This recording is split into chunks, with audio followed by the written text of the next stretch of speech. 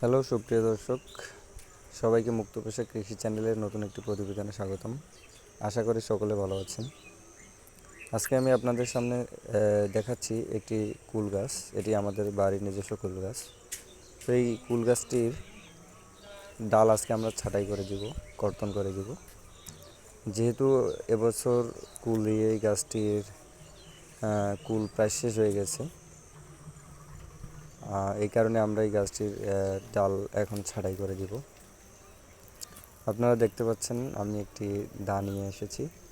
এই কুল গাছটির ডাল এই দা দিয়ে ছাঁটাই করা হবে। তো কুল গাছের ডাল আসলে ছাঁটাই করতে হয়, এটা আপনারা জানেন। আর যেহেতু এটা একটা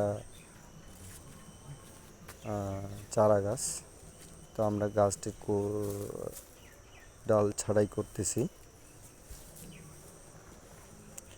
ডাল ছাঁটাই করার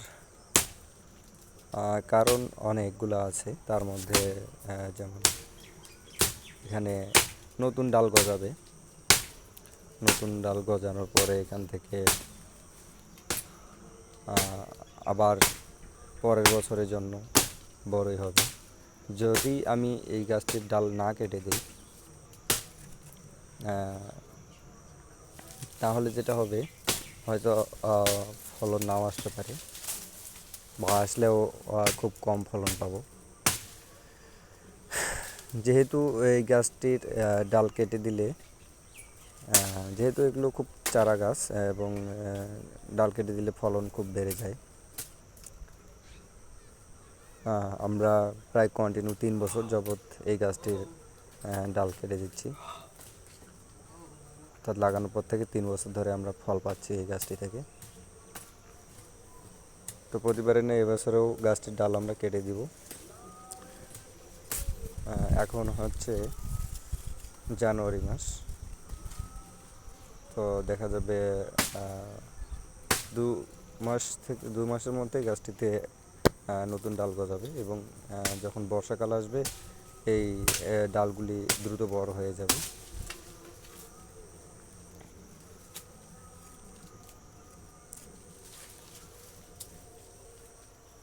এবং পরের বছর গাছটিতে প্রচুর পরিমাণে ফল দিবে আশা করা যায়।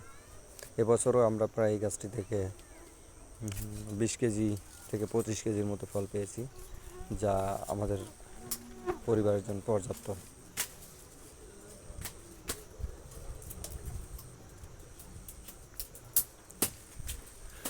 ডাল ডাল কাটার আরও কিছু সুবিধা আছে, আমরা যে কারণে কাটতেছি।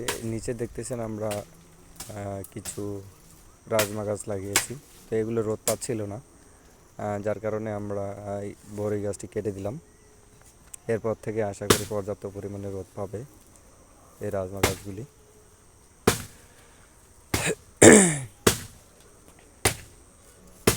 এর পাশাপাশি এখানকার যে ডালগুলো দেখেন, আমাদের গাছ কাটা প্রায় শেষ হয়ে গেছে।